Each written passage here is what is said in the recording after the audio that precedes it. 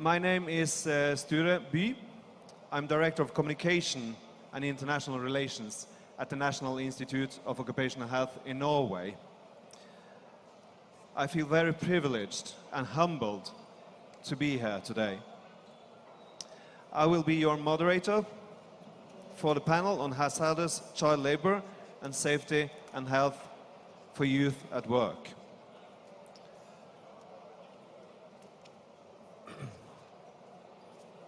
Out of 152 million children in child labor, almost half of them, 73 million, are in hazardous work.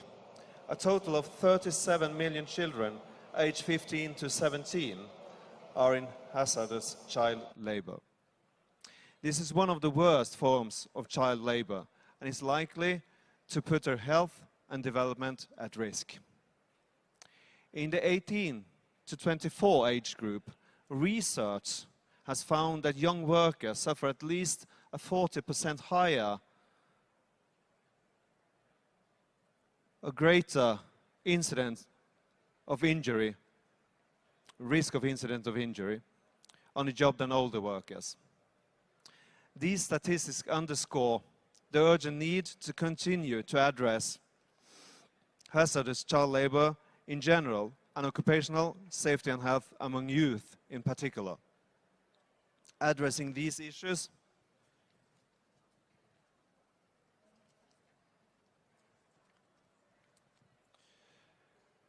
and other, such as school-to-work transition and other related subjects that are covered in some of the other panels and the conference side events. But let's move into this panel discussion with our distinguished panelists. We have an exciting agenda today, and without further ado, I suggest we start. And I would like to remember that you have to use the translations devices in case you have not yet prepared them. First out is the Minister of Labor, Talayukul Isakunova from Kyrgyzstan. Prior to her current post, she served as a member of the parliament during 2015 and 2016. She has a professional background which includes the President's Administration Office, the Judges Selection Board, leadership of the Public Fund Research Center of Democratic Processes, and teaching. Ms. Isakunova has a solid background and expertise in human rights protection and empowerment, and she personally made a great contribution towards monitoring and implementation of the law on social and legal protection from violence in families. So, Kyrgyzstan ratified the ILO Convention 138 in 1992 and 182 in 2004, prohibiting hazardous work for children. How is Kyrgyzstan enforcing this prohibition, and what special approaches have been developed to deal with hazardous child labor in the informal economy?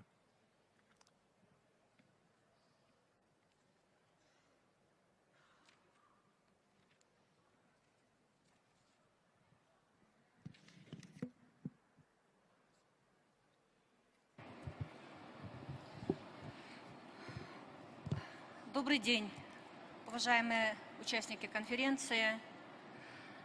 Я рада приветствовать всех от имени правительства Кыргызской Республики. И я благодарю за такую великолепную возможность принимать участие на столь важном мероприятии.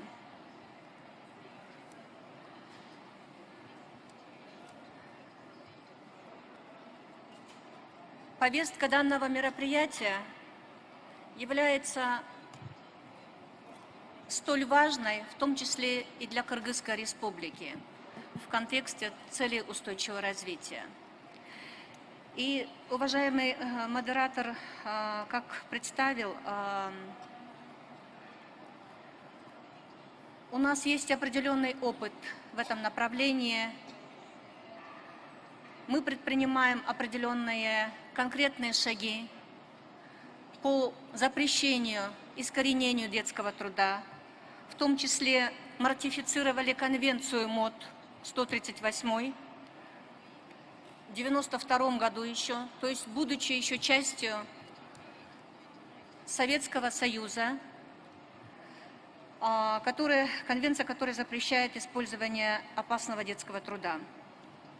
И вопрос стоит, каким образом мы сегодня выполняем нормы данной конвенции.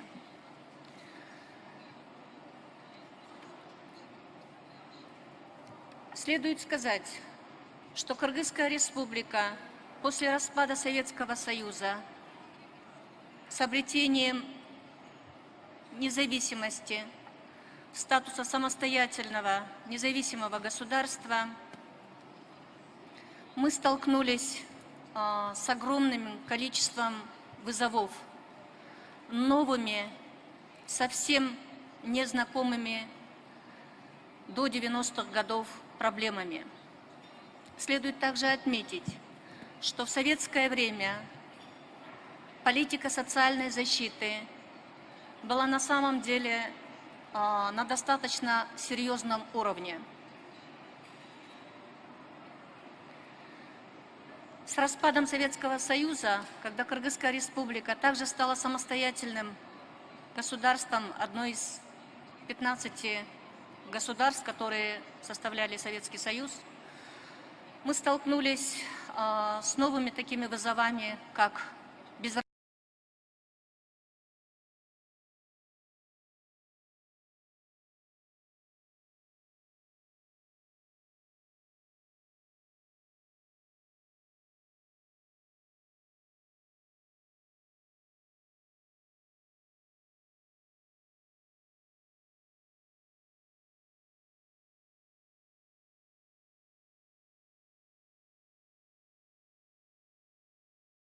относительно молодой в демографическом плане. 33% у нас составляют дети и подростки. 61% это лица трудоспособного возраста. И, конечно же, защита прав и интересов детей, в том числе работающих, вынужденно работающих детей, является достаточно актуальной проблемой для Кыргызской республики. Что мы сделали для применения на практике Конвенции МОД 138 от 1992 года? В частности, данные нормы имплементированы в национальное законодательство.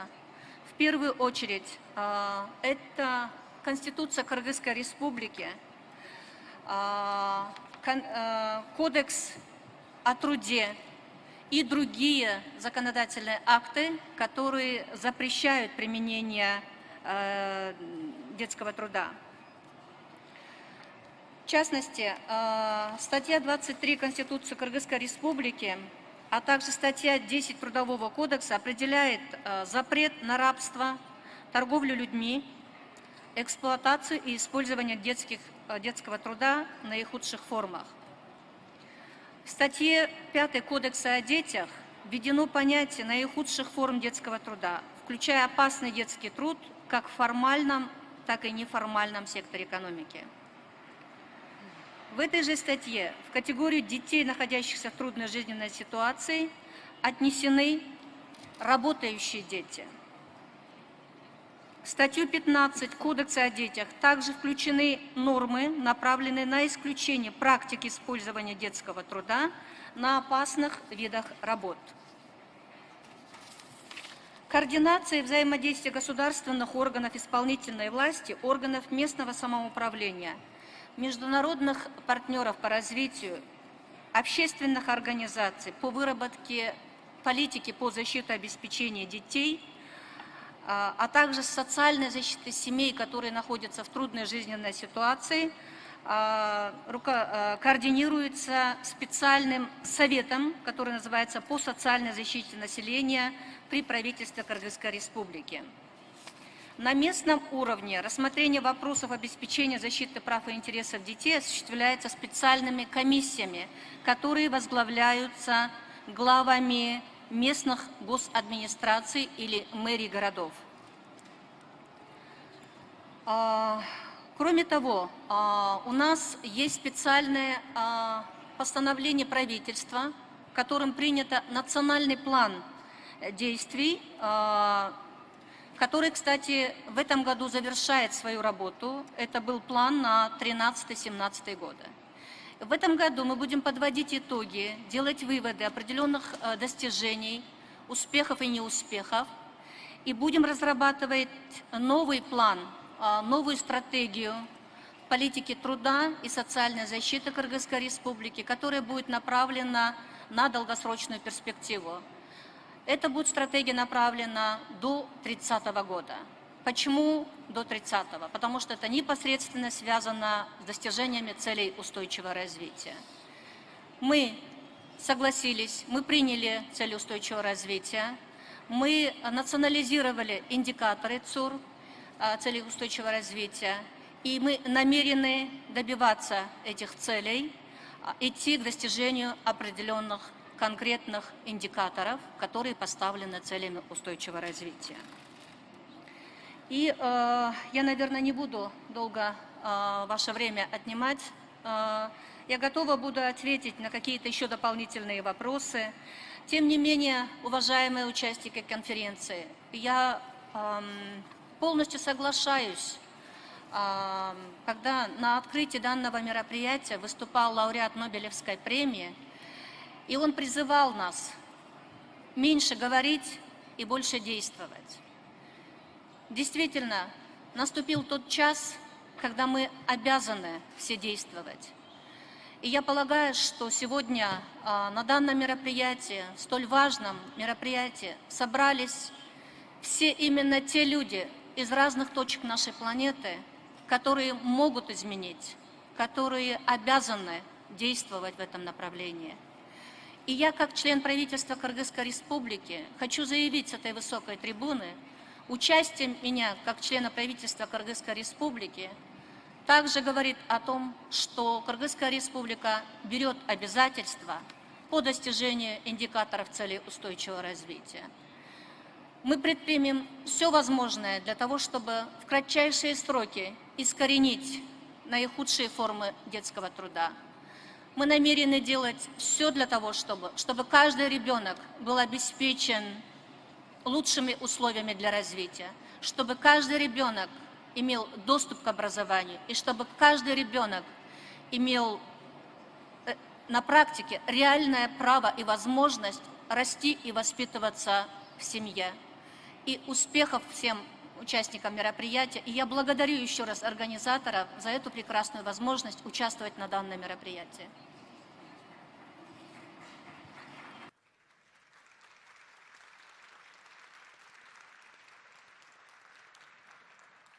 Thank you very much. We'll move on quite fast because we are spending the time. I'll give the floor to Undersecretary of Labor of Chile, Francisco Javier Díaz-Verdugo. He's a lawyer with a broad background from both political science, communication and public policy, and politics, of course. He's former head of the Presidential Team of Public Policy Advisors and Chief of Staff to the Minister of Labor, as well as being Secretary General of the Socialist Party in Chile. The floor is yours. Thank you very much for the introduction, and I will ask my colleagues to use earphones. Yes. Spanish. Okay. In Spanish. Can I just address the question so all the audience can hear it? Pardon? I'll address the audience with the question. Oh, you have a question, of course. Latin America has made impressive gains in eliminating hazardous child labor, and Chile has been a part of that story. Can you describe the process of determining the hazardous work list in Chile as required by ILO Convention 182, and how it has been enforced? Bueno, muchas gracias y muy buenos días. Antes que nada, agradecer a la organización, evidentemente, el gobierno argentino, a los colegas del Ministerio del Trabajo y de OIT que han puesto en marcha esta magnífica conferencia, y un saludo a los panelistas. Quisiera, solo para poner en perspectiva y en contexto de qué hablamos, de qué estamos hablando cuando nos referimos a trabajo infantil en Chile, para tener un contexto de números, una fuerza laboral de alrededor de 8.700.000 personas, 6 millones de asalariados, es decir, personas con contrato formal de trabajo, y poco más de 2 millones de trabajo por cuenta propia, casi todo ese trabajo en el sector informal. O sea, 8.700.000, 6 millones asalariados, 2 millones y algo en trabajo por cuenta propia. Y el trabajo infantil son 220.000 personas, niños y adolescentes, 220.000 que se encuentran en situación de trabajo infantil. Es decir, unas buenas noticias, una cifra baja de trabajo infantil en proporción a la fuerza de trabajo, una cifra baja de trabajo infantil en proporción a los niños que hay en Chile. Son alrededor de 3.300.000 niños entre 5 y 17 años, por tanto aquellos 220.000 estamos hablando de poco más del 5 o 6% que pudiera estar en esta situación. Esas son las buenas noticias. Pero ¿cuáles son las malas noticias de esta cifra? Bueno, la mala noticia es que esta cifra se mantiene estable más o menos desde hace 10 años. El trabajo infantil fue disminuyendo en Chile y ahora sigue disminuyendo, pero a un ritmo más lento. Es decir, llegamos a ese corazón, a ese núcleo de trabajo infantil que es el que más cuesta erradicar completamente. Y la segunda mala noticia es que 90% del trabajo infantil en Chile, es decir, 9 de cada 10, se realiza en condiciones peligrosas.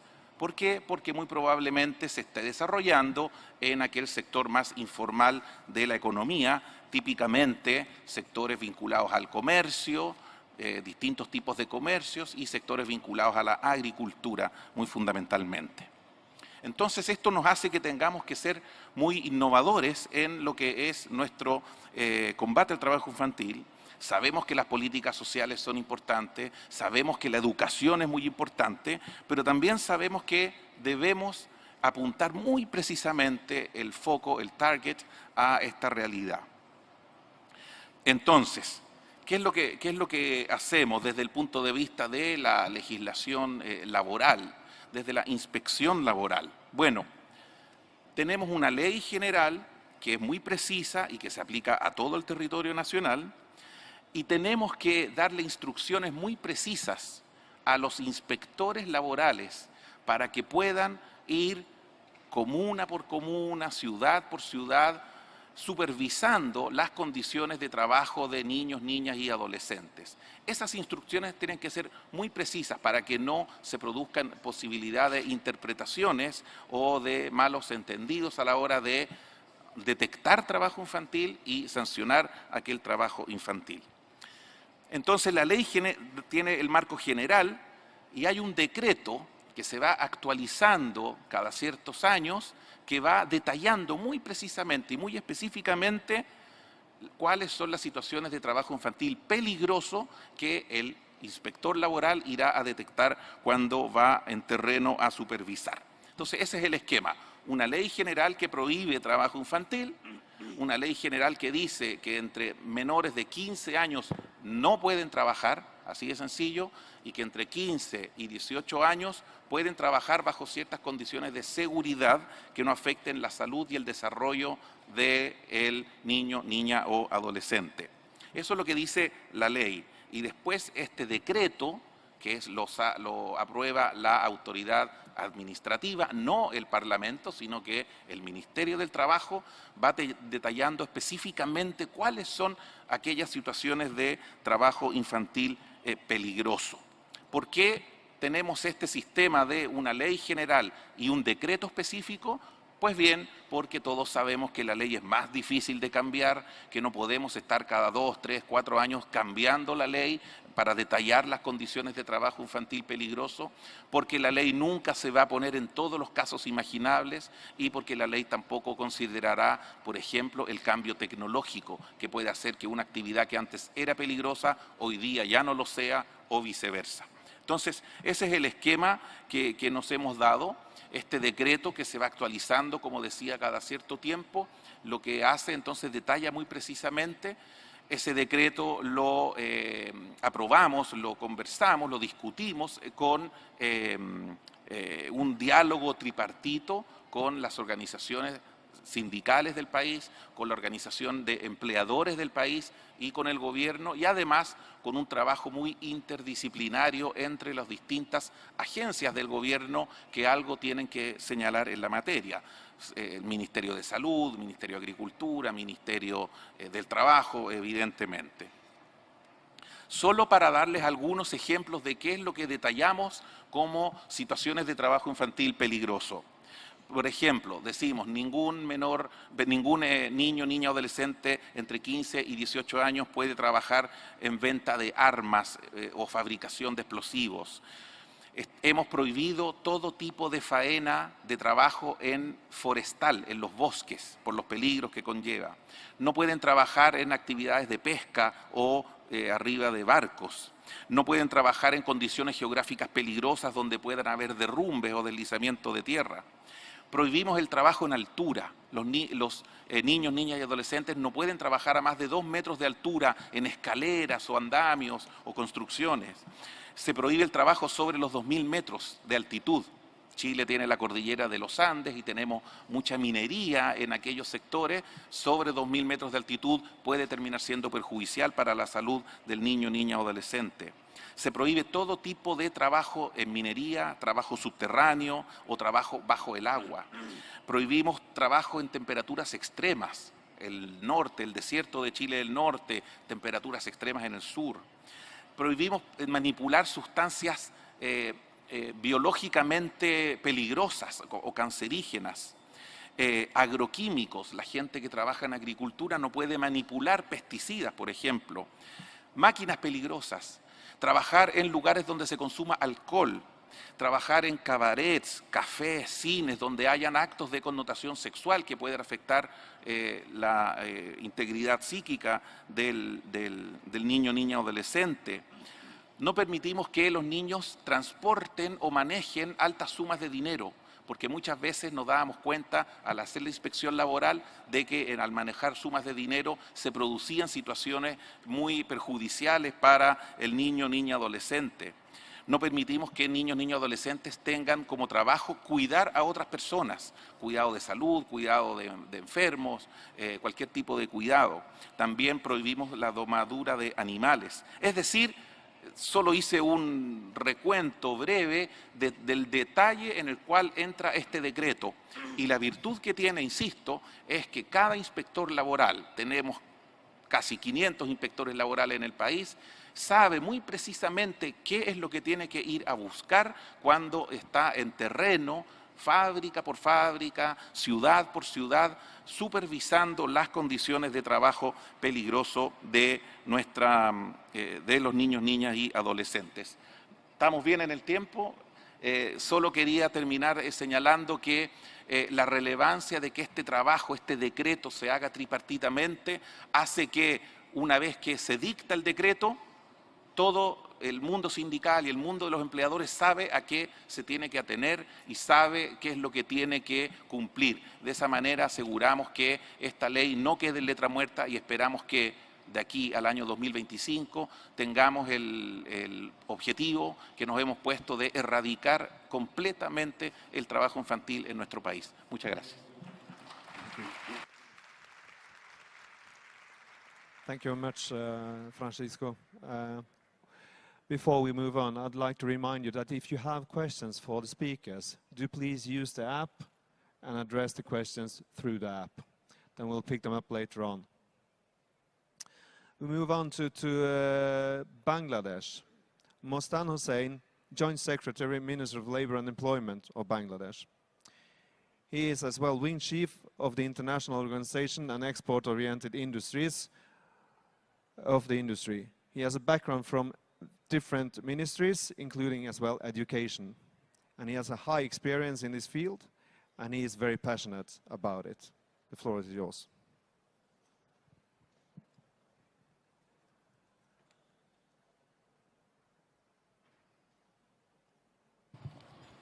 Thank you, Mr. Moderator.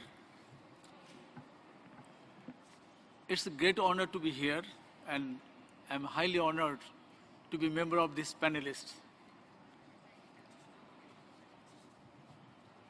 The government of Bangladesh is committed to keep the workplace compliant through addressing the OSH-related issues.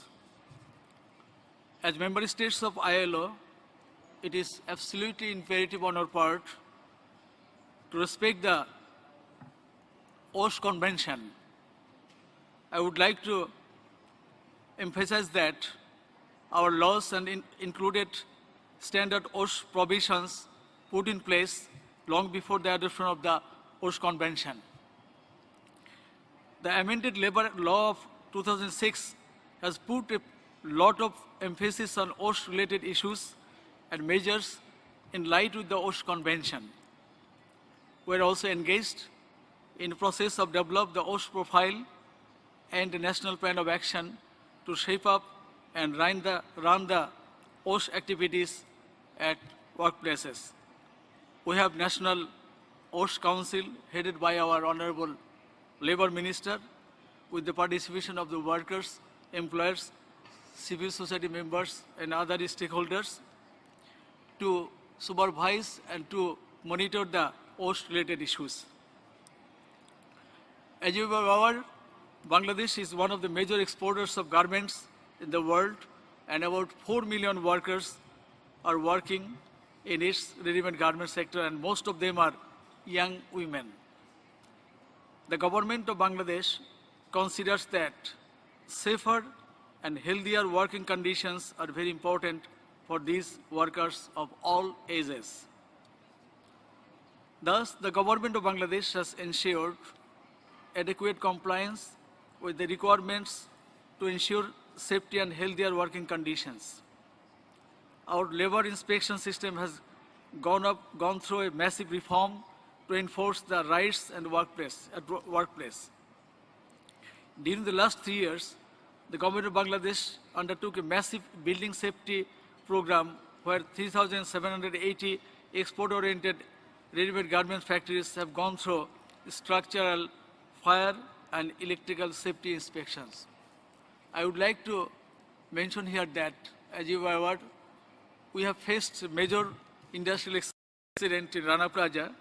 After that incident, we have adopted a national plan of action covering 3 areas. Number 1, we need to update and upgrade our legislation policies that we have done in 2013 with a wide range of consultation with the social partners. We had amended the Bangladesh Labour Act in 2013, special emphasis given on OSH and workers' rights. And we have adopted the national OSH policy, and it is under implementation through a plan of action. Number 2, administrative reforms. We have strengthened our inspectorates for the capacity building with sufficient manpower and logistics. And the third one is the practical activities that we have assessed or inspected the export-oriented industries. It is about 3,780 through structural, fire and electrical safety inspections.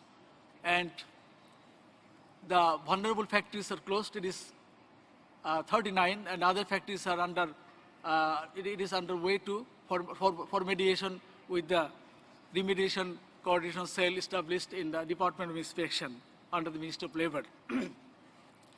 The government of Bangladesh also realized that no factory can be operated until it is considered safe for its workers.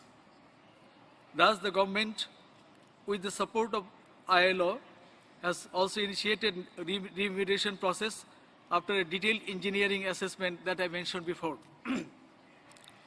At the same time, the government has significantly strengthened the labor inspections that I mentioned. As a result, well-trained inspectors are performing rigorous inspections in garment factories through systematic procedures. The inspection checklist contains separate sections for adolescent workers that refer to their specific needs as per the labor laws that ensure safer and healthier working conditions for them. Let me give an example. Apart from general occupational safety and health and welfare issues, the checklist looks into issues like medical fitness of adolescent workers, prohibition on working with dangerous machineries or work, prohibition on night work, providing healthcare services like counseling and reproductive services to young girls and female workers. It is enshrined in our Labour Act. There are some model factories, ready-made garment factories, that even provide nutritious food for their workers. I invite you all to visit Bangladesh and some of our green and model factories that ensure a safer and healthier working conditions for all who work there. I will stop here. If you have any questions, I will try to share. Thank you.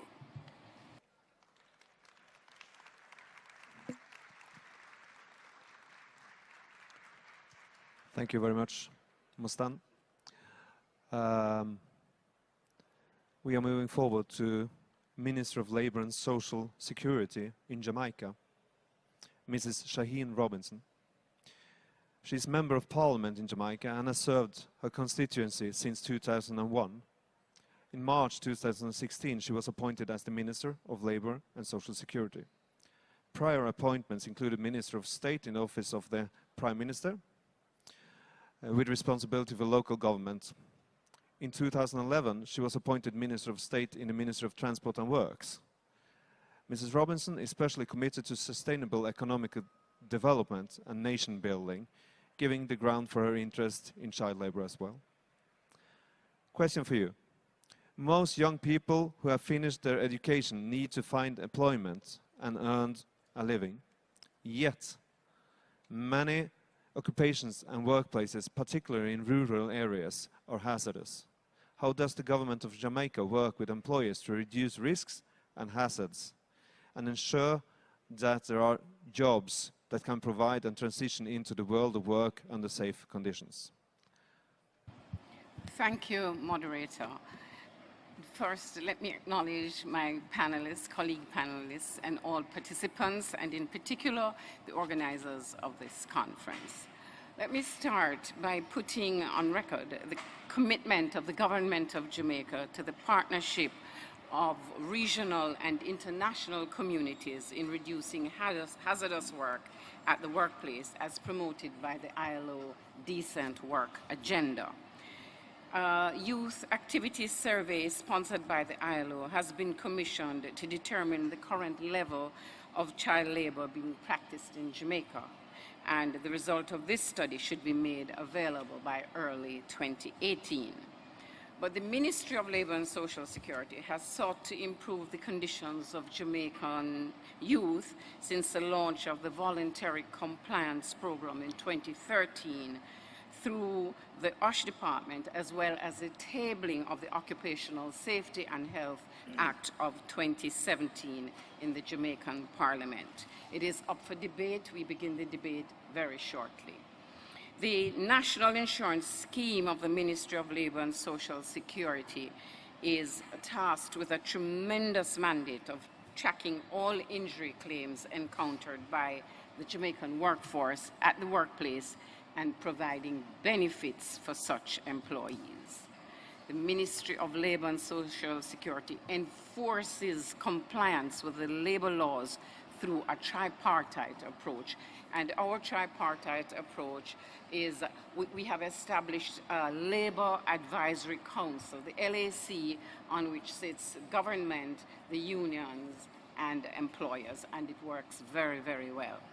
The Occupational Safety and Health Department of the Ministry conducts island-wide compliance inspection in industrial undertakings. And the Factories Act of 1943, which is quite outdated, allows us to do that at this time, hence the need for the new Occupational Safety and Health Bill. Currently, the definition of industrial undertaking is limited, and the proposed OSH Act will expand the scope of the term industrial undertaking to all entities and will no longer exempt any place of work. The Ministry of Labour and Social Security supports the tripartite stakeholders to bring consultative services in the development of sector-level workplace policies, for example, and very importantly, the construction industry, because we currently have a burgeoning construction industry in Jamaica where compliance is mandatory and inspection is are rigidly enforced at this time.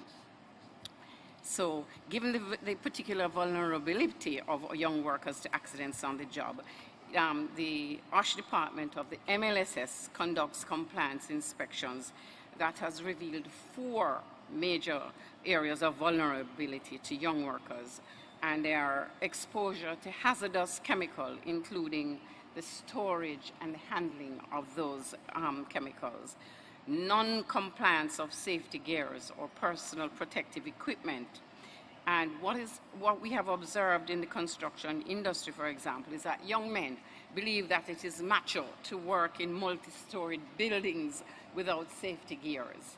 It is believed that many of these young workers who enter the construction industry, they are not formally trained, so they learn on the job and they also learn the bad habits. And the bad habits are evident. We are working assiduously to correct that. There's also discomfort in the use of safety gears due to climatic conditions, because we are very hot year-round. And also non-communicable diseases and their increasing severity and frequency have been negatively impacting the societal and economical landscape of Jamaica over the years. And the Ministry of Labour and Social Security, through interventions from its Occupational Safety and Health Department, has played a direct role in reducing the presence of non-communicable diseases in the workspace by means of a number of workplace interventions. These interventions include safety and health inspections and audits, administration of the National Workplace Policy on HIV/AIDS, the Voluntary Compliance Program workshops, and other fora. The proposed OSH Act will require employers to establish occupational health services as one of their primary duties of care. These are services organized in or near a workplace that will contribute to the establishment and maintenance of a high degree of physical and mental well-being of our workers.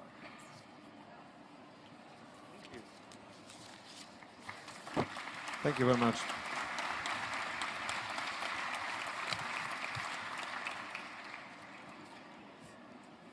We'll swiftly move on to organizations.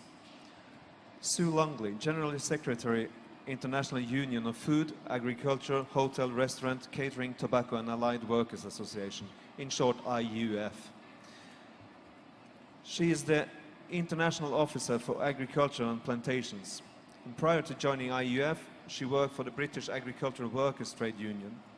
She's on the board of the Elimination of Child Labour in Tobacco Growing Foundation and in the International Cocoa Initiative, and represents the IUF in International Partnership for Cooperation on Child Labour in Agriculture. She's a very passionate and highly experienced expert in this field. Question for the audience and for you. 70% of child labour is in agriculture. One of the proven ways to tackle child labour is through organization of adults in trade unions and cooperatives. Yet, much of child labour in agriculture occurs in the context of small family farms, where trade unions typically do not have much presence. What are some of the innovative ways trade unions have developed to reach such workplaces? Sue. Thank you very much, and good morning to everybody. Our moderator, in introducing the panel, gave a couple of statistics to set the scene, but I just want to give a couple more. So, the statistics globally are that 70% of all child labour takes place in agriculture alone, and in Africa it's 85% of child labour in agriculture. The figure behind that is something like 108 million children still working in agriculture, and if you put that with the figures that we were presented with at the start, many of them are in hazardous child labour. I think the other statistic that's important in terms of setting the scene is that agriculture itself is one of the most dangerous industries to work in. ILO stats underline that agriculture, along with mining and construction, are the 3 most dangerous industries, and that agriculture is the industry with the highest rate of fatal accidents. Children die every day because they're working in agriculture and they are not in school. I think these two characteristics underline what the ILO, what we would describe as the lack of decent work in agriculture, and in particular, the lack of access to the fundamental rights. The question that I've been asked to address is, what can trade unions do when much of the child labour in agriculture is in small and family farms? And that, of course, is the case.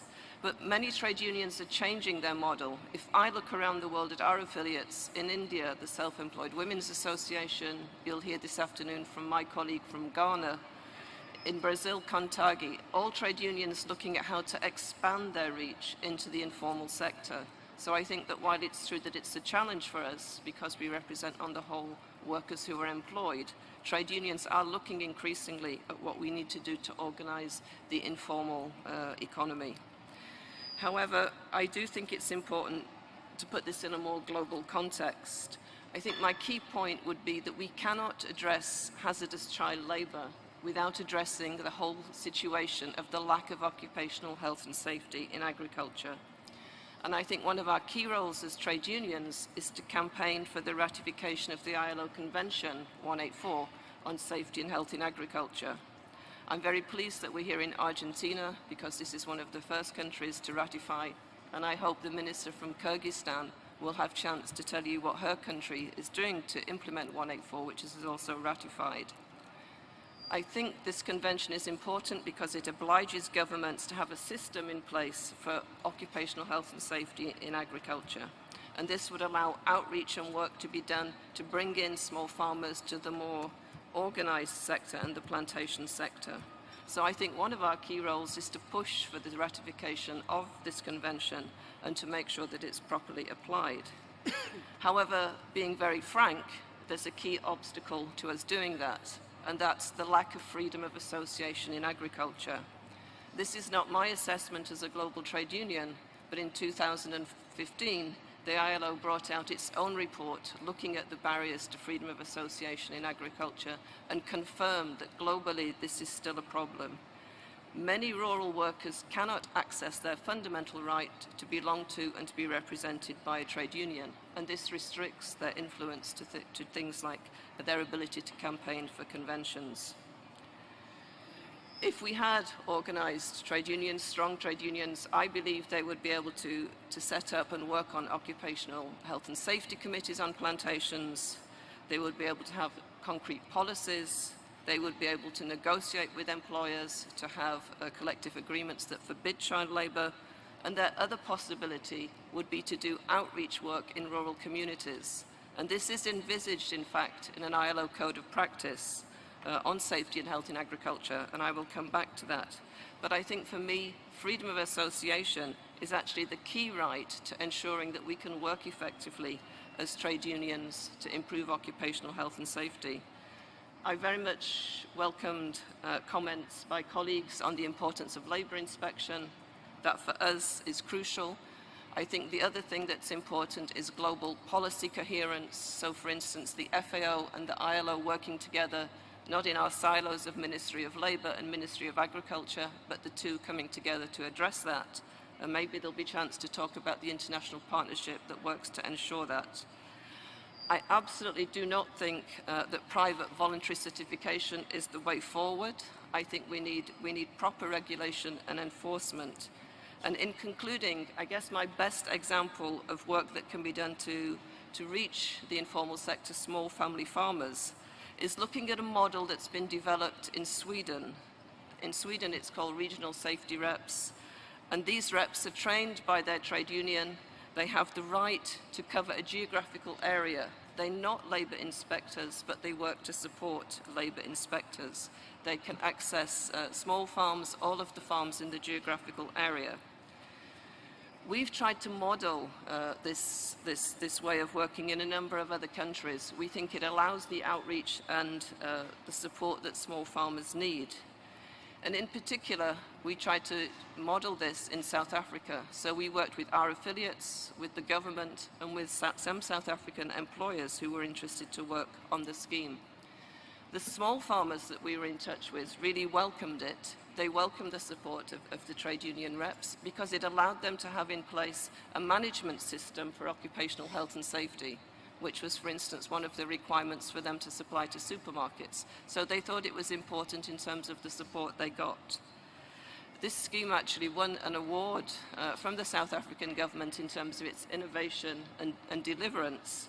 But why didn't it work in the end? Well, frankly, very honestly, it didn't work because farmers wouldn't allow trade union reps onto their farm, which brings me back to my first point, that unless we have this freedom of association for agricultural workers and small farmers, we will not have an effective voice for them to campaign to change their own occupational health and safety.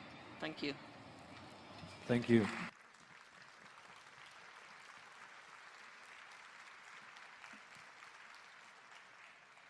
From the trade unions to the Federation of Enterprises. Christian Meester, Manager, Health and Safety Affair, International Industries Relations, VBO. He's first advisor at the Federation of Enterprises in Belgium, covering the field of health and safety at work, including youth, as well as international social affairs. He has a background within chemical and agricultural engineering and environmental sciences, as well as safety and health at work. He holds several governing positions, among them ILO and EU OSHA, the European agency, and he runs businesses. And for him, a driver is working conditions. Before I open the floor completely, I'll address the question. From an employer's perspective, what are the key advantages of ensuring that young people above the minimum age of work are working in a safe and healthy working environment? Thank you, and good morning to all of you on my behalf. So, key advantages, and to stress that again, I am talking about young people at work above the legal minimum age to work. So key advantages, and then for me that means that is the business case for occupational safety and health working conditions.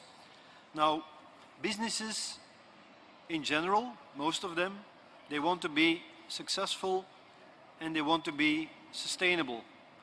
Now, if you want to be successful and sustainable, you have to avoid any disruption.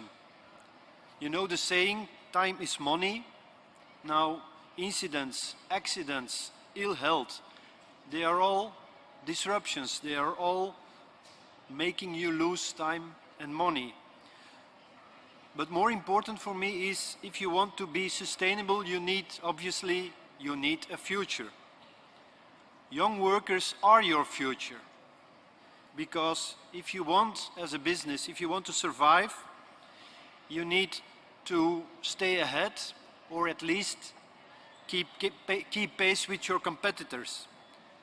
If you want to stay ahead or at least keep up with your competitors, you need innovation and creativity. If you continue to do business as usual, you're very likely to disappear as a business. So you need innovation and creativity. Where will that come from? Most of that will come from young people, from young workers, because it's them that bring in the fresh view, that have a different view, and will come up with some of your future innovations that will make you successful as a business. Now, if you go look more into the business case for occupational safety and health, why do businesses need to take care of good working conditions? Now, on my list, there is, of course, legal responsibility. We heard already talking about that. Legal responsibility, and it also means a country, an organization, there needs to be also inspection. That is the closing the door in the end. Legal responsibility. There is the cost of accidents. As a business, you don't want accidents. You also don't want incidents, because, as I said, any incident is a disruption. Now, most businesses, a lot of businesses still only look at the direct cost of an accident. But we know that the real cost is up to 10 times higher than the direct cost of medical supplies, etc., insurance. The real costs are much, much higher.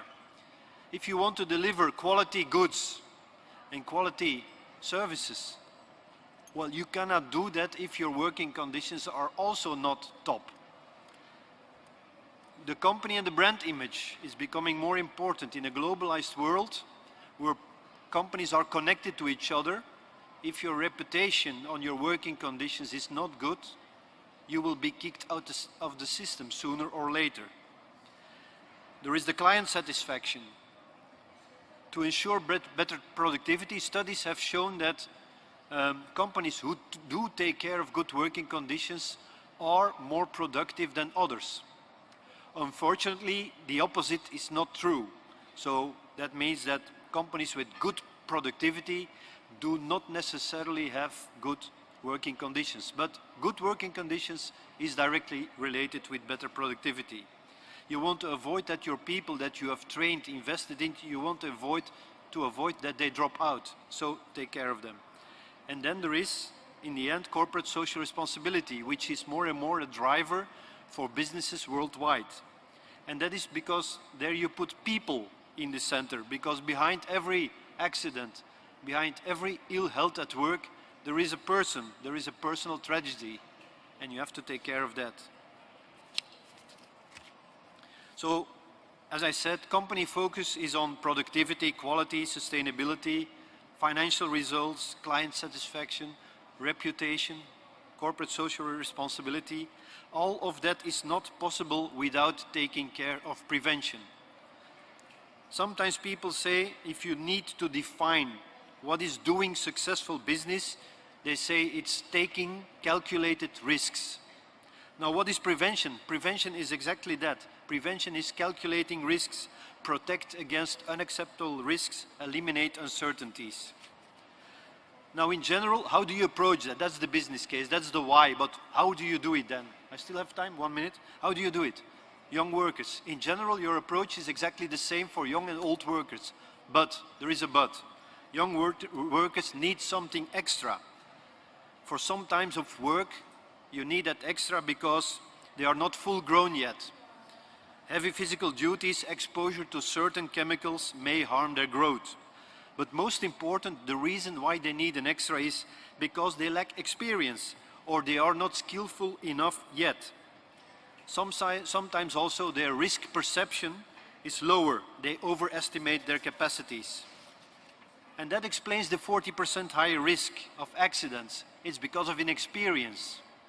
If you we did surveys and you take a sample of young people and then you take a sample of older workers but also lacking experience, so they are new to the job. And you compare the two samples, then you see exactly the same result. They have a higher risk for accidents. So it's not because of they are young, it's because they lack experience. So what do you need to do as a business? You need to pay extra attention. They need a proper workplace introduction. They need follow-up. They need coaching, they need feedback. And if I must give an example of a good practice, I would say a buddy system. Every young worker should have an experienced worker guiding him, helping him, assisting him. Thank you. Thank you, Chris. Prevention there. Good. We'll move forward to Joe Becker, the director at Children's Rights Division, Human Rights Watch. Her research and advocacy on child labor has focused on child domestic work and hazardous child labor in gold mining and tobacco agriculture. As the founding president of the International Coalition to Stop the Use of Child Soldiers, she helped successfully campaign for an international treaty banning the forced recruitment of children under the age of 18 or the use in armed conflict. Impressive. Question. While injuries at work are often easily detectable, it is more difficult to see the impact of health risks. What are some of the health risks you have seen in your work? How have you sought to address some of these? And why are younger workers so much more vulnerable? Please. Thank you very much, and good morning to you all. Human Rights Watch has been working on child labor for more than 20 years, all over the globe, concentrating on research and advocacy in agriculture, domestic work, and gold mining. Just as a few examples, we've looked at child labor in sugarcane plantations in El Salvador, the banana sector in Ecuador, cotton fields in Egypt and Uzbekistan, gold mines in Ghana and Tanzania, tobacco farms in Indonesia. And we've also looked at hazardous child labor in agriculture in the United States, where it's a very serious problem, including in tobacco work. Sue has already spoken quite a bit about child labor in agriculture more broadly, so I'd like to share a little bit of what we've seen in two specific sectors, which is tobacco and gold mining. And it's true, as our moderator has said, that some of the injuries that children experience are very visible. You can see cuts from sharp knives or from machetes, but some of the health impacts are not so visible. So, for example, in tobacco farming, children are working in many countries around the world, and in addition to the risks of pesticide exposure, heat illnesses, you also have the risk of nicotine poisoning. Because when children are interacting with the tobacco plants, especially if they're wet, they can easily absorb the nicotine through their skin. We did a study in the United States and interviewed over 140 child tobacco workers, and we found that over half of them described dizziness, nausea, vomiting, headaches, all symptoms of acute nicotine poisoning. I remember one girl told us that she would get dizzy and nauseous in the field, and sometimes she would literally have to hold on to the tobacco plants to keep herself from falling down. The long-term impacts of nicotine exposure are unknown, but we do know that it has had negative impacts on brain development. And then the other sector I wanted to mention is gold mining. Globally, over 1 million children are working in different types of mining. And we've focused specifically on children working in small-scale and artisanal gold mining. We meet children who describe aches and pains in their bodies from carrying heavy bags of ore, breathing in the dust from pounding ore. I remember one boy told me that he had been coughing up blood for 3 weeks after working in the mine from breathing in the dust. But the most serious concern that we have is children being exposed to toxic mercury. In small-scale mines, mercury is often used to separate gold from the ore, and children often have no idea that it's toxic. We find children handling it with their bare hands. And the long-term consequences can include irreversible brain damage, kidney failure, reproductive health problems, and in some cases even death.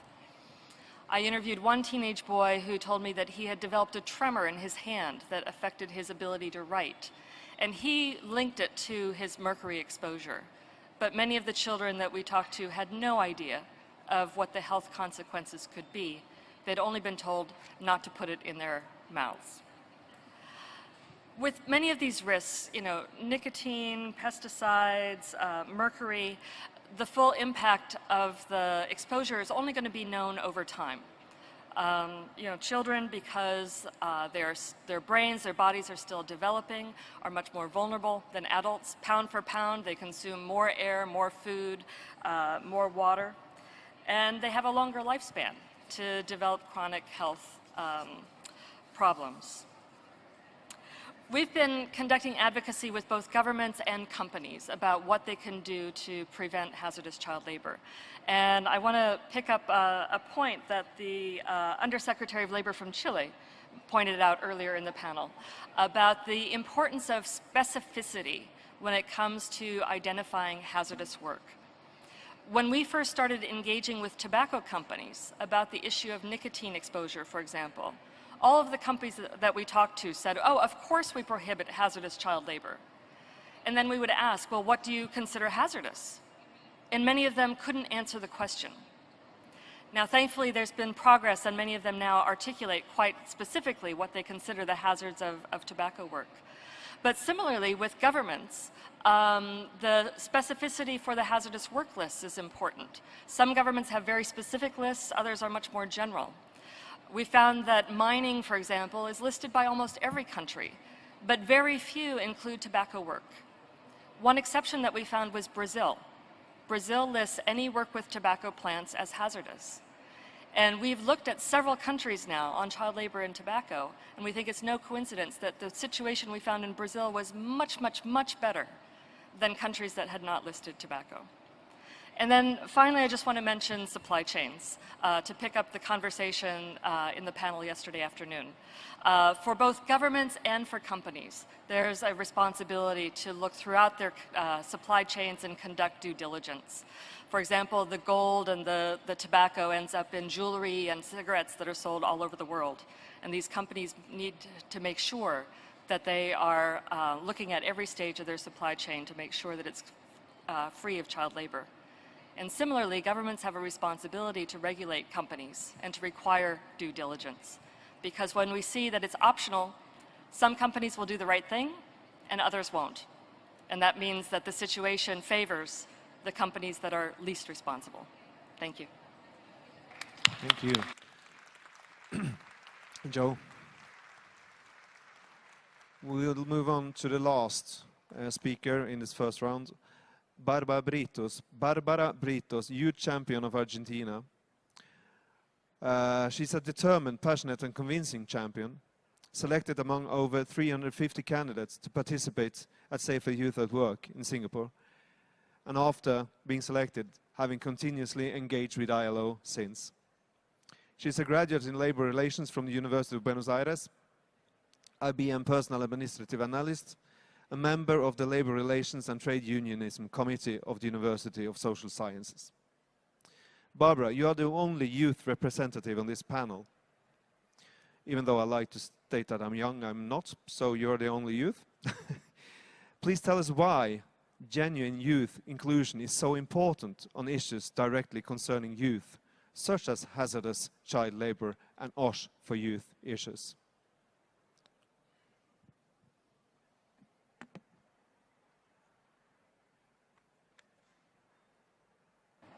Hola, buen día. Primero quiero agradecer a la organización, al moderador y a todos la oportunidad de estar acá. Y bueno, para comenzar a hablar sobre lo que preguntó recién el moderador, es necesario primero tener en cuenta la concepción nueva de trabajo que se está teniendo y me voy a basar principalmente en Argentina, ¿no?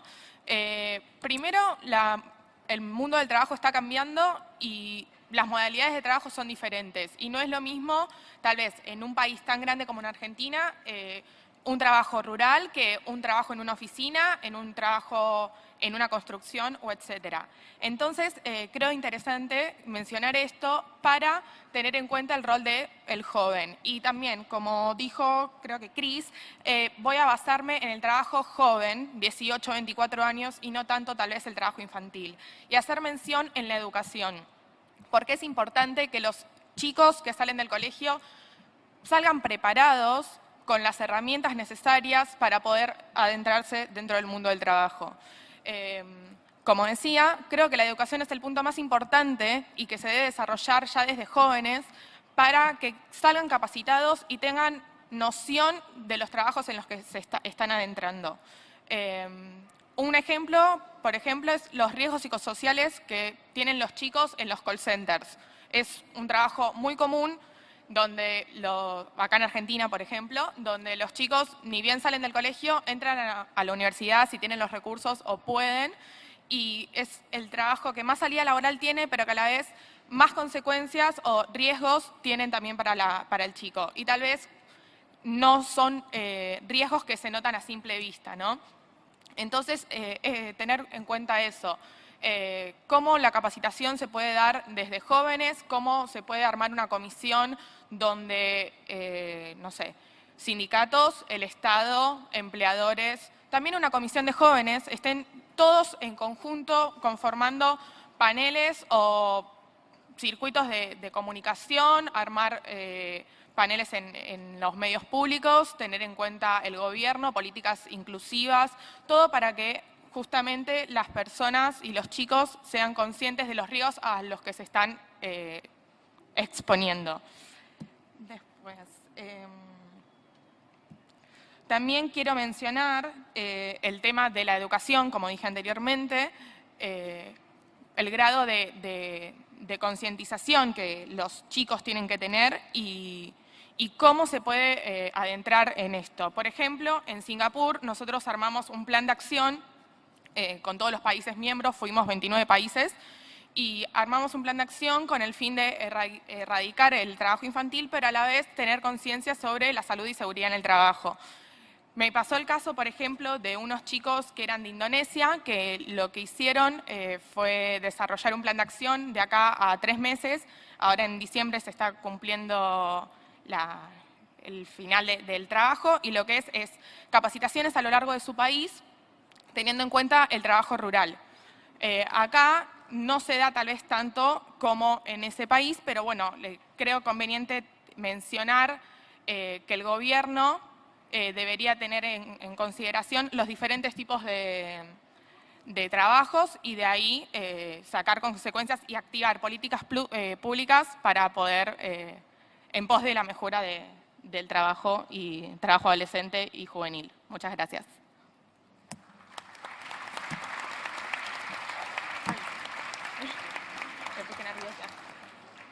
Thank you very much, Barbara.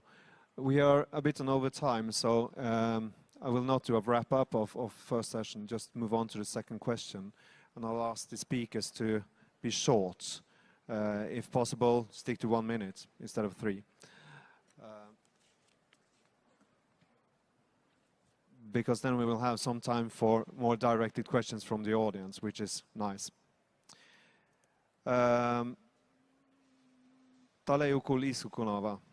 In 2004, Kyrgyzstan ratified ILO Convention number 184 on safety and health in agriculture. Why is this such an important sector for your government to cover? And can you state a few words on the situation of young workers in this sector? Short.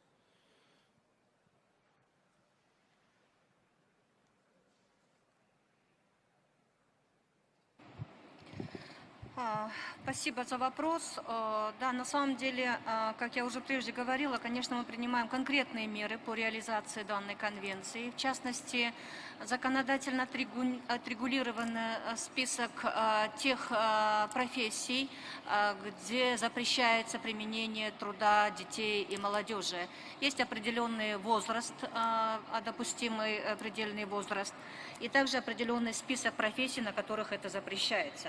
Но я бы хотела сказать о том, что на самом деле задача правительства заключается не только в том, чтобы создать институциональную базу и законодательно принять какие-то меры, но и развивать институт социального трипартизма, привлекать все больше усилий гражданского общества, потому что усилиями одного правительства, усилиями одной инспекции по охране труда невозможно будет решить эти вопросы. И я полностью согласна с коллегами, например, вот как выступали до меня.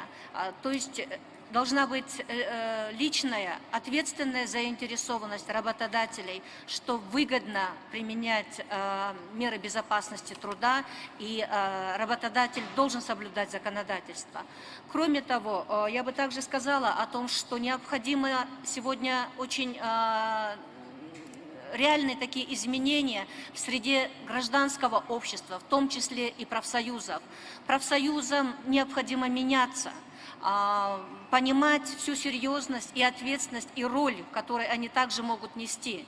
И в этом смысле я сказала бы, пользуясь этим случаем, что именно Международная организация труда, данная конференция также могла бы в своей декларации принять такие предложения о том, что сильнее поддерживать организации гражданского общества, чтобы они также могли влиять на эти процессы. И, уважаемые участники, на самом деле все правительства понимают, что искоренение детского труда это невозможно усилиями одного правительства. Здесь необходимо усилие и объединение ресурсов. Именно с этой задачей мы находимся на данной конференции. И я полагаю, что мы все четко понимаем и будем в этом направлении конкретно двигаться. И полагаю, что у всех стран примерно одинаковая практика. Хорошее законодательство. Есть институты, которые за это отвечают. Но проблема в практической плоскости. Проблема в том, что мы игнорируем законодательство. Проблема в том, что не всегда контролируем исполнение этого законодательства. И также вопрос на самом деле бедности, когда все-таки молодые люди вынуждены быть заняты, и это надо четко регулировать со стороны правительства и инспекции по охране труда. То есть создавать безопасные условия труда и ограничивать определенными возрастами. Спасибо.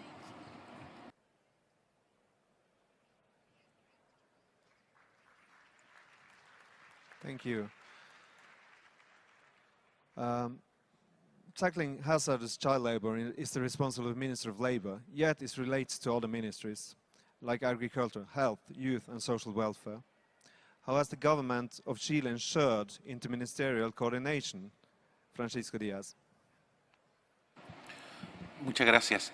Bueno, como decía, una estrategia de trabajo infantil es distinta cuando el 3 o 4%, uno tiene 3 o 4% trabajo infantil a cuando tiene 20% trabajo infantil.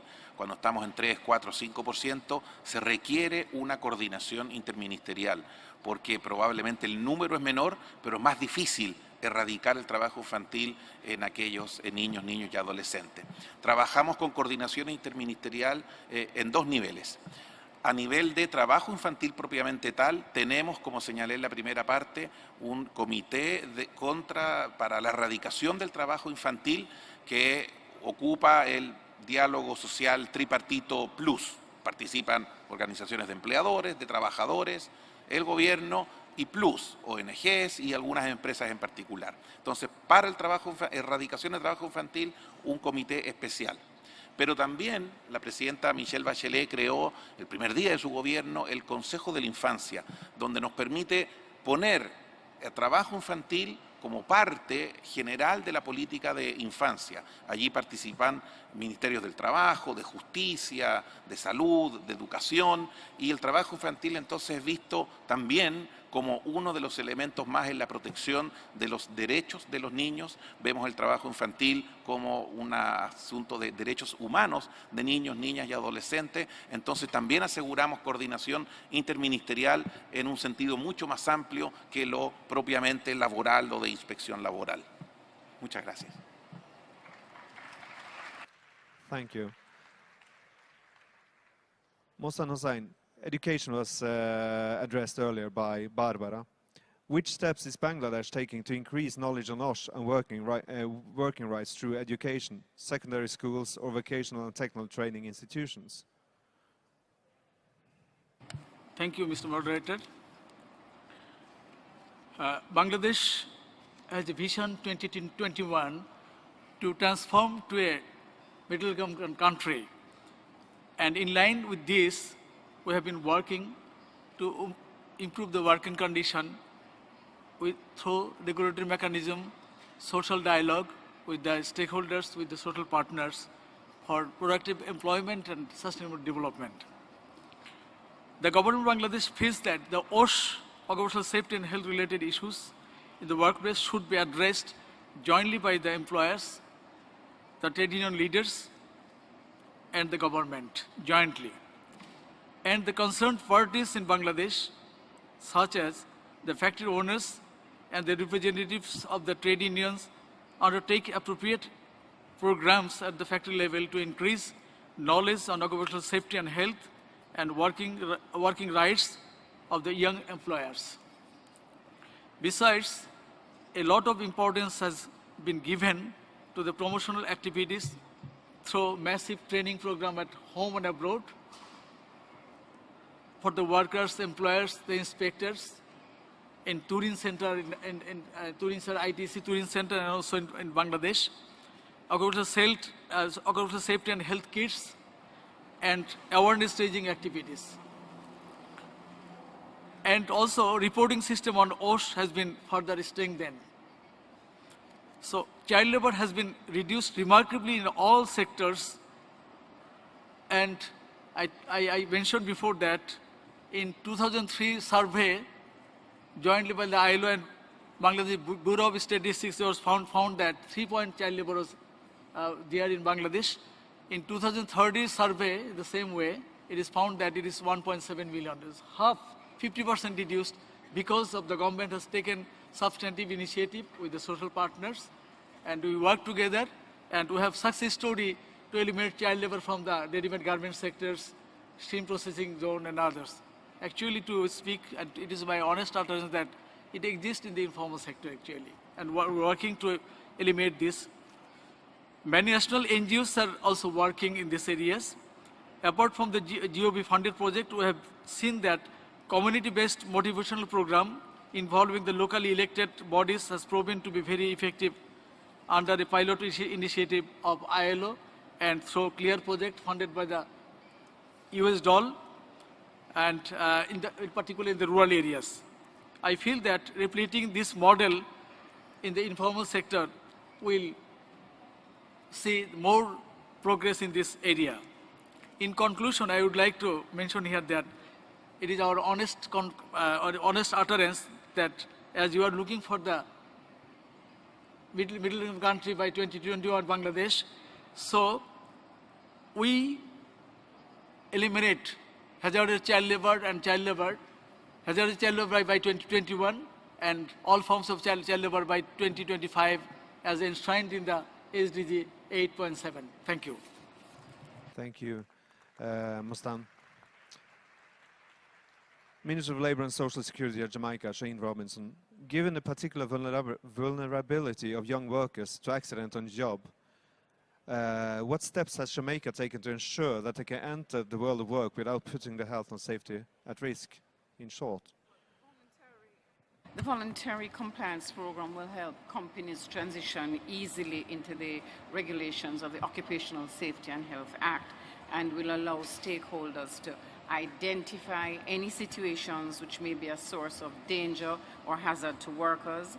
It will also allow them to make recommendations to employers and workers for the improvement of the safety and health of the workers, make recommendations to the employers and the workers regarding the establishment, maintenance and monitoring of programs, measures and procedures relating to the safety and health of workers. The program also seeks to monitor places of work and obtain information from employers regarding the identification of materials, the processes or equipment at the workplace which constitute actual or potential hazards, safety and health practices, experiences and standards in similar or other establishments, and carrying out tests on equipment, articles, substances, materials, chemicals, physical or biological agents at the workplace for the purpose of occupational safety and health. And the proposed act will also mandate that an investigation of workplace accidents be done by the Ministry Inspectorate, for which a report is recorded. Whatever the defects are, they are reported, they are pointed out, and they are given time in which to correct these defects. The report will highlight issues of importance to the welfare of the workforce, some of which are the number of workers under the age of 18 years old, number of hours worked by the employee, if there's an HIV/AIDS policy, if there's drinking water available, the conditions of sanitation, the welfare facilities there, direction, openings of entrance and exit doors, examinations and tests of machinery where possible, determination if there are hazardous installations there, and currently the executive, who is the chief factory inspector, has the power to issue stop orders in workplaces deemed to be in contravention of the laws, rules, and regulations. Thank you. It's a thorough plan of action. Yes. And very concrete. Indeed it is. Yes. Thank you very much.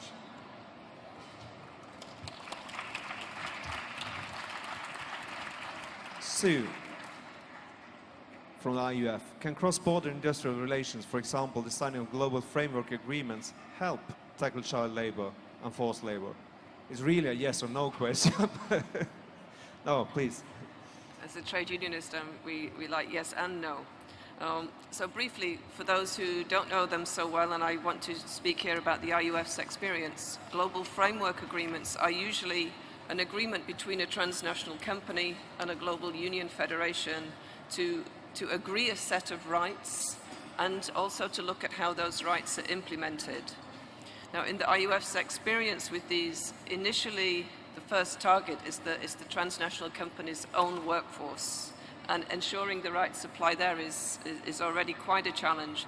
We are looking increasingly at how we can push that agenda to bring in contractors and outsourced workers and to look at supply chains. But for us, the global framework agreements are most effective in terms of the company's own workforce, because we have our affiliates there in effect in the workplace monitoring how the agreement is supplied.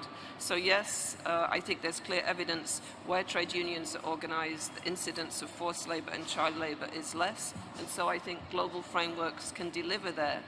I think the challenge is around the supply chain of those transnational companies, and there we are trying to use the agreements, but I would think other instruments, for instance, the OECD guidelines for multinational enterprises, the UN guiding principles for business, are also tools that we can use to widen the agenda to the supply chain to tackle forced labor and child labor in supply chains. Thank you.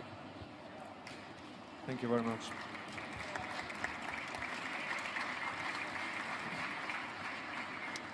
Chris, the employees group within the ILO pushed strongly for many years to include OSH within the fundamental principles and rights at work. Can you explain, please, why OSH is of such importance to your constituency? Yeah, and I'll try to be short, but first of all, you have to understand that most businesses throughout the world are really small businesses. And for them, and it's important also, of course, for them that fundamental principles and rights at work are guaranteed in those small companies, in all companies. But the fundamental principles and rights as we know them, they are quite abstract to them, whilst occupational safety and health is something tangible that they can much more easily understand because it's related to their everyday activity. So we see this more as a leverage thing to get to.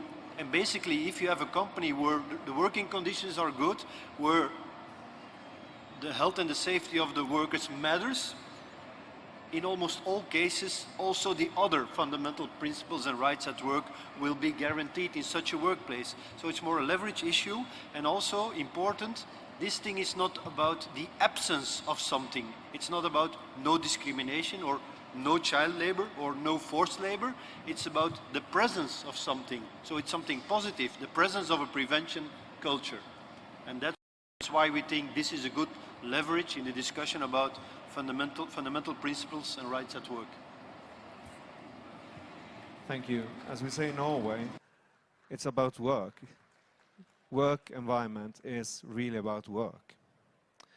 Joe Becker from the Human Rights Watch. Article of Convention number 182 calls for the adoption of a hazardous work list. Why is this such an important provision, and why is it important to review the lists on a regular basis? Thank you. Convention 182 is very clear that certain activities are strictly prohibited. Forced recruitment of children for use in armed conflict, sex trafficking, drug trafficking, commercial sexual exploitation, slavery. But the convention does give individual countries a lot of discretion to define what they consider hazardous. And as I mentioned before, some countries' lists are very general and others are much more specific.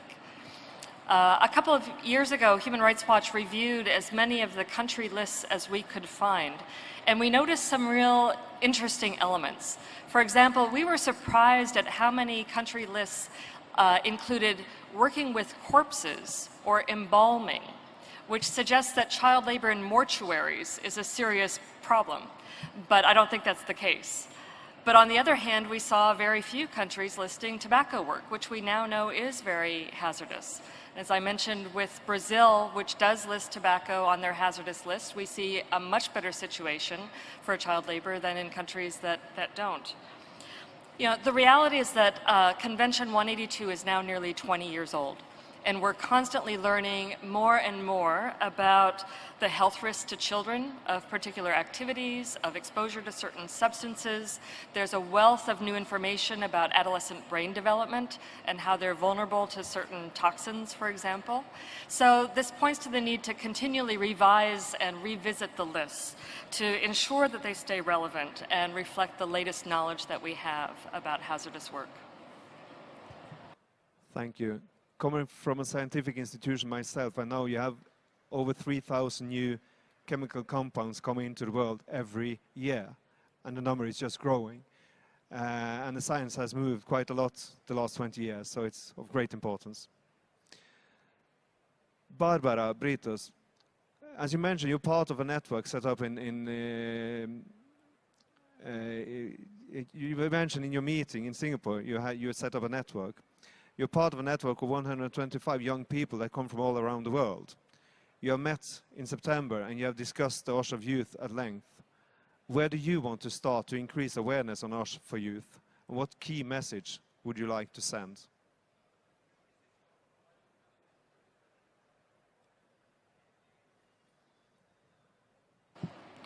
Bueno, creo que son 3 aspectos importantes a mencionar como acciones futuras a tener en cuenta para la seguridad para los jóvenes. El primero es el nivel de escolarización. Creo que todos los niños y adolescentes deben tener acceso a la educación como derecho y eso se debe promover a través de la seguridad social.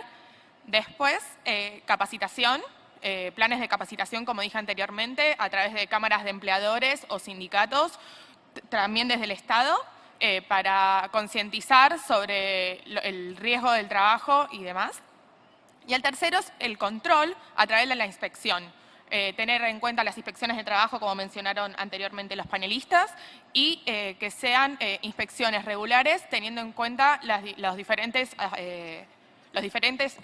lugares de trabajo en los que se desempeñan los jóvenes. Todos estos 3 conceptos serían a través de políticas públicas. Es acá cuando menciono que el Estado debe ser el principal factor en promover la mejora de la erradicación del trabajo infantil.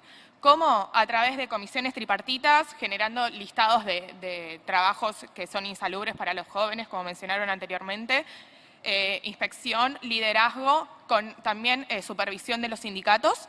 Y por último, pero no por ello menos importante, con una participación activa de los jóvenes. Creo firmemente que generando una comisión de jóvenes donde nos puedan consultar y también integrarnos a esta materia es importante para poder generar un consenso entre todos, tanto Estado, empleadores, sindicatos, trabajadores y jóvenes, para generar una mejora a nivel país y después a nivel global.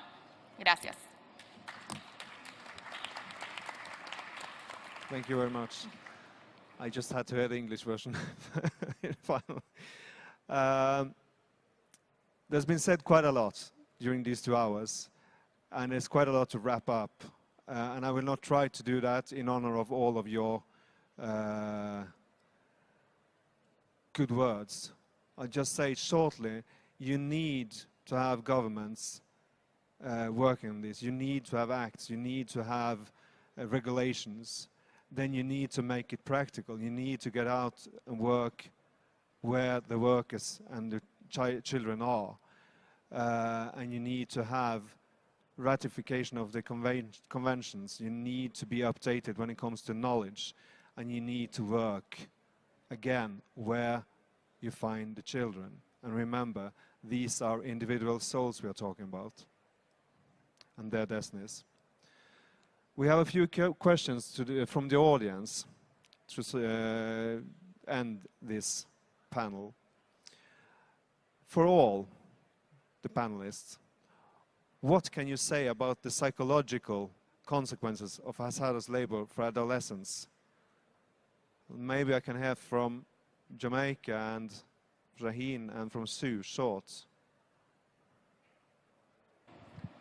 In Jamaica, hazardous activity is not as prevalent as it might be in other countries. Child labor is is happening in Jamaica, but it is more subtle and it is more with families. It is not working in factories at all. The children in Jamaica, the exposure to hazardous materials would be in agriculture, as Joe said, maybe with the mixing of chemicals, herbicides and fungicides. And we believe that we have done sufficient work where children are not as exposed to hazardous materials in Jamaica as they might be. There might be exceptions to the case, but we continue to be vigilant, and we are sure that we are reducing the numbers who are exposed to hazardous materials. But no doubt there must be a psychological effect on any child.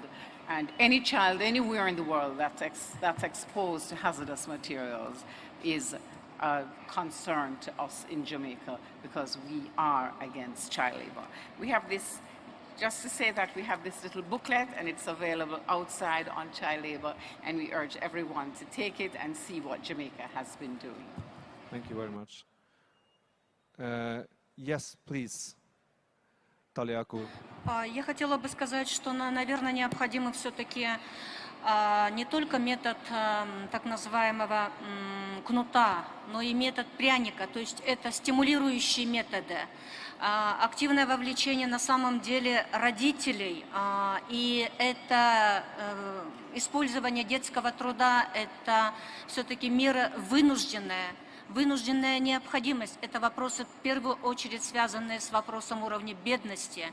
И поэтому же, конечно, я хочу поблагодарить, пользуясь настоящей площадкой, о том, что именно при поддержке МОД, в частности, вот в нашей стране, мы имеем определенные результаты по сокращению использования детского труда, по сокращению бедности в стране. Тем не менее, результаты не совсем еще сегодня нас радуют. И я очень с большой такой осторожностью подхожу к тому, что успеем ли мы в заявленный период достичь цели устойчивого развития, в частности, пункт 8.7. Потому что, как и другие коллеги сказали, мы сегодня видим некоторую стагнацию, то был очень быстрый прогресс, но сегодня мы видим замедление темпов сокращения использования детского труда. И это, наверное, сегодня очень одна из таких опасностей и новых вызовов.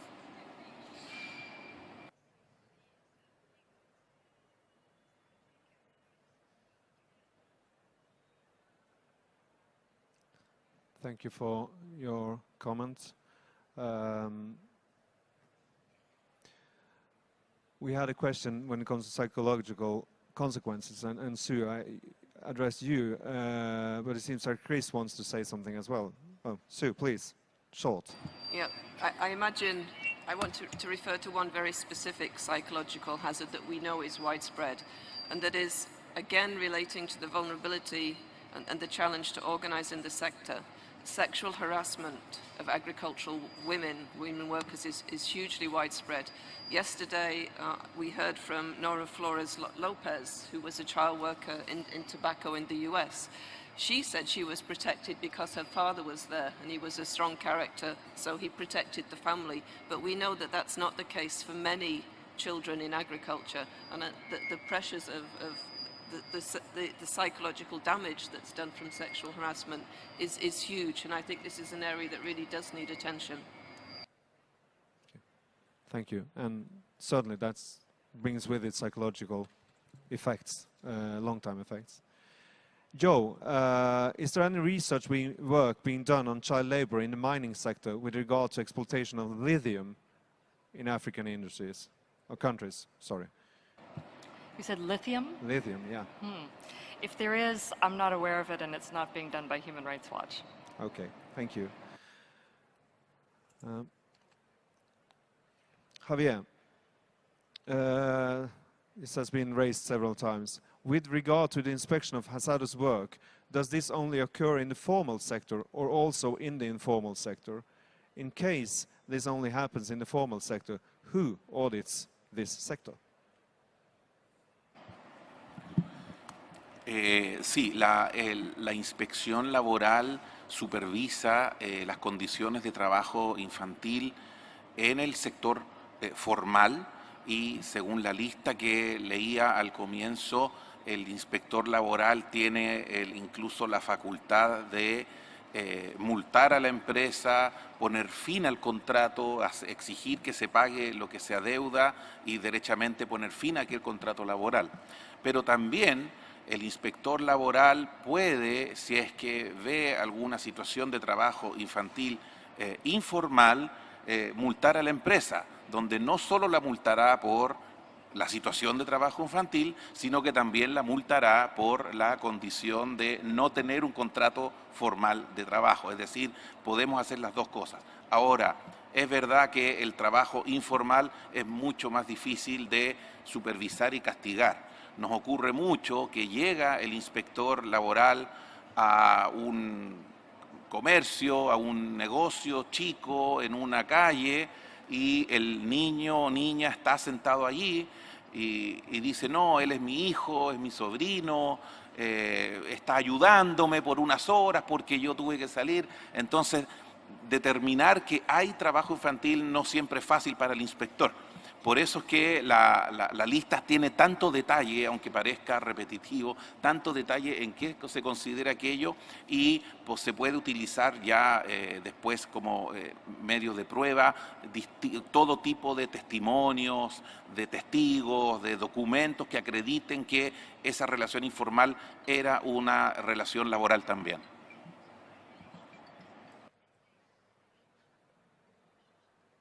Okay, thank you.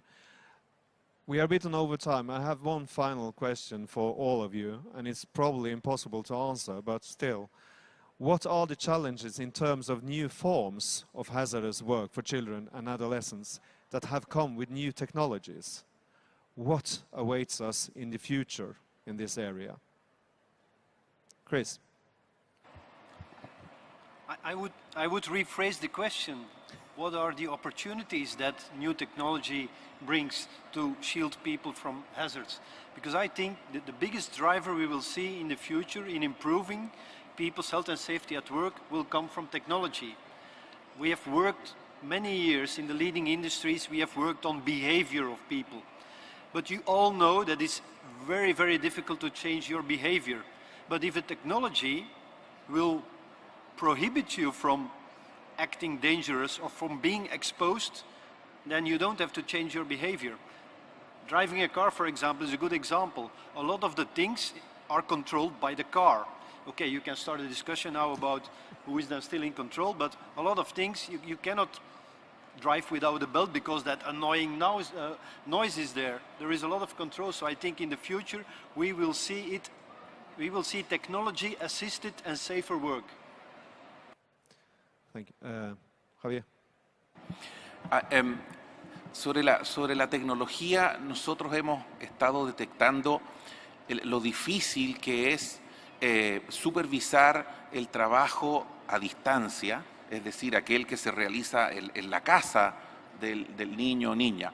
Cuando era trabajo físico a distancia, por ejemplo, la mamá o papá que tiene un pequeño negocio de lavar ropa o de coser ropa y el niño o niña ayudaba en eso, eso lo podemos detectar a veces a través de la cadena y el inspector laboral va y puede hacer algo. Pero es muy difícil cuando ese trabajo a distancia se realiza por medios tecnológicos. Allí la verdad es que la supervisión es muy complicada. De hecho, hemos tenido algunos juicios que como inspección hemos perdido porque el medio de prueba es muy difícil. Entonces, quizás si allí los amigos de las nuevas tecnologías tendrán que ayudarnos a establecer algún tipo de traceability, de lograr el track del trabajo a distancia tecnológico, donde pueda existir un niño o niña que trabaje varias horas al día y que no podamos detectarlo.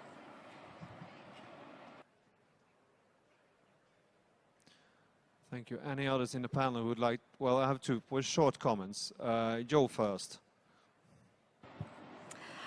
Just to follow up Chris's point about technology being an opportunity as well as a challenge. I think we've all been impressed at this conference with the the spiffy little app on our phone where we can submit questions even during a panel like this.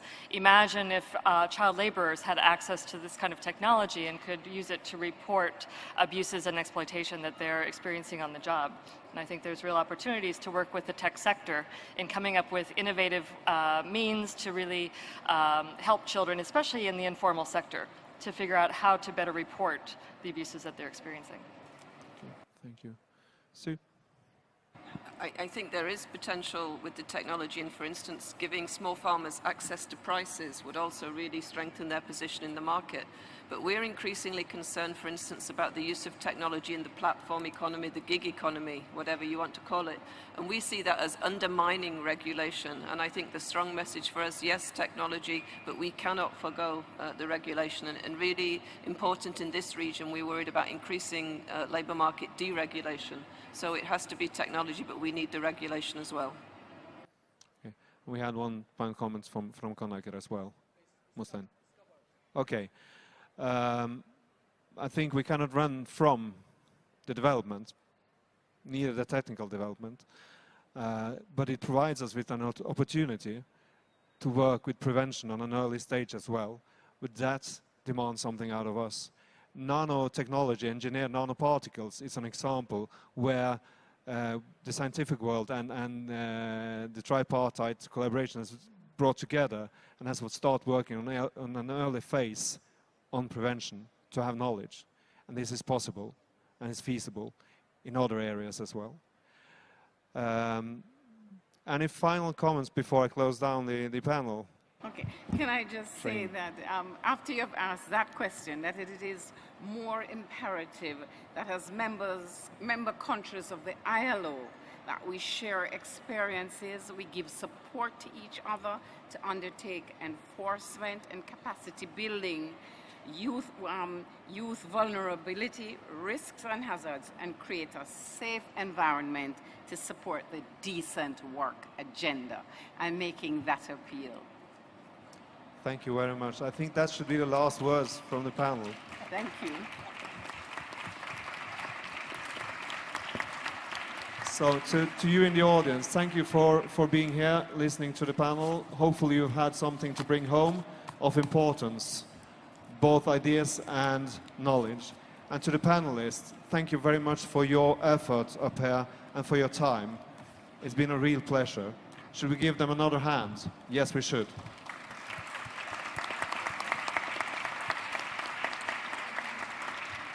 And to the moderator, you were a perfect master of the orchestra. Thank you. Well, thank you.